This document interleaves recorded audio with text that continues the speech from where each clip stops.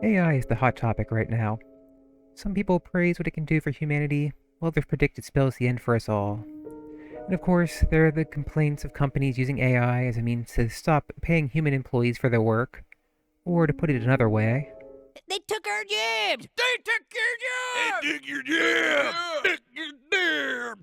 I've been working with AI a lot lately, and even built my own AI VTubers. I have a video talking about how I did that if that sounds interesting. Anyways, in order to get to that point, I focus on learning both art and computer programming, two fields which are heavily impacted by the use of AI. So, as someone with perspective on both sides of the issue, I thought I would share my unique insights on AI and its uses. The first and most important thing I want to say is, AI is a tool. It's neither good nor bad. It just is.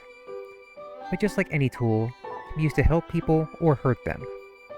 To my understanding, there are three major areas where people have concerns about AI: art, education, and corporate use. The apprehension towards uses such as image or video generation is completely understandable. We certainly don't want to see AI taking work away from actual artists. On the other hand, it allows for so many things to be created that would otherwise never see the light of day. As a small creator who draws all my own art, I can say firsthand it takes a lot of time and effort. For most people, just getting to the skill level to create something you're satisfied with feels out of reach. So if you don't have the money to pay an artist, that's the end of the line. Of course, AI isn't the perfect solution here. It makes your work more controversial, will lack that human touch. AI is only looking for patterns and won't fully understand your vision.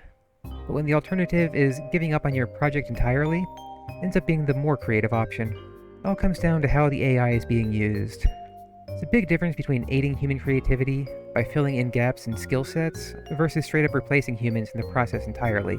Now, there is another potential downside to posting AI-generated images online that is easy to overlook. I know when I'm trying to draw something and need inspiration or reference art, my first stop is usually Pinterest. It's great for that, but a lot of the images you'll find there are AI-generated, and most won't have any indication of that. You'll only know if you can recognize the signs. So if people are using AI-generated images as reference to help them learn to draw, and then the AI is trained off those artists, well, it's not difficult to see how issues might arise. Of course, this is pretty easy to mitigate by properly tagging things as AI, and the most likely thing stopping people from tagging their posts as AI is fear of backlash. So ironically, if people were more accepting of AI, it'd be easier to filter out the AI-generated content online. Just something to keep in mind. As far as education goes, the issue of students using AI to complete assignments rather than doing the work themselves is indicative of deeper flaws in our education system. When the goal is to get the answers right to get a good grade, rather than focus on actually learning the material, that's how the available tools will be used. AI could easily be used to supplement teachers' lectures and help students better understand concepts they're struggling with by giving them more personalized examples. The reason we don't see AI being used this way because people tend to take the path of least resistance. And since the student's objective is just to complete the assignment, it's faster to let the AI do it for them instead of help them learn. Again though, AI is just the tool being used here. The real problem is with the education system itself.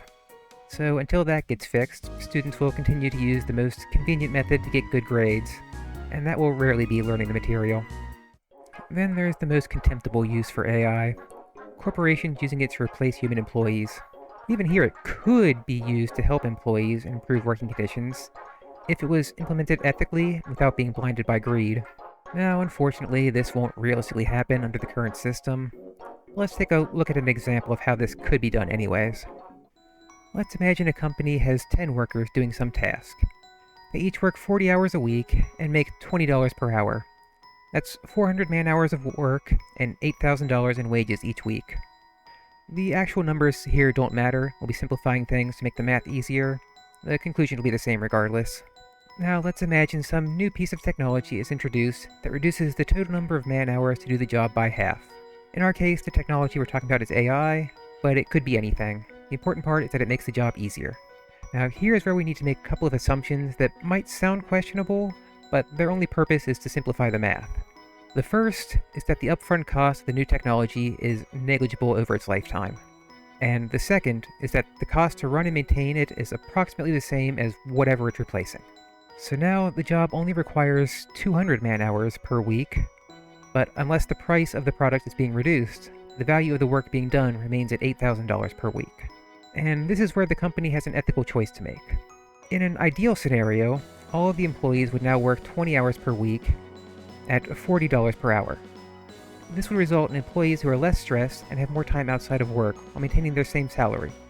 This not only benefits society as a whole, but even makes the workers more productive at their job, thus benefiting the company as well. Unfortunately, this is never what actually happens. The company ends up laying off half their employees and just keeping their wages as profit.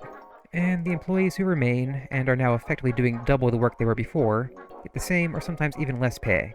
In the end, people get hurt, society as a whole suffers, and the benefits to the company are only short-term. But again, this has nothing to do with AI. Results are the same regardless of the technology being implemented. And the blame rests entirely on the people who are choosing how to use it. And this is a common theme throughout all the potential use cases for AI. It is an incredibly powerful tool that shines light on the glaring flaws present in many of the systems our society is built upon. And removing AI or placing strict regulations on it won't fix the underlying problems. So the one thing I hope you take away from all this is, next time you start to complain about AI, ask yourself, is the AI really the problem here, or the people using it?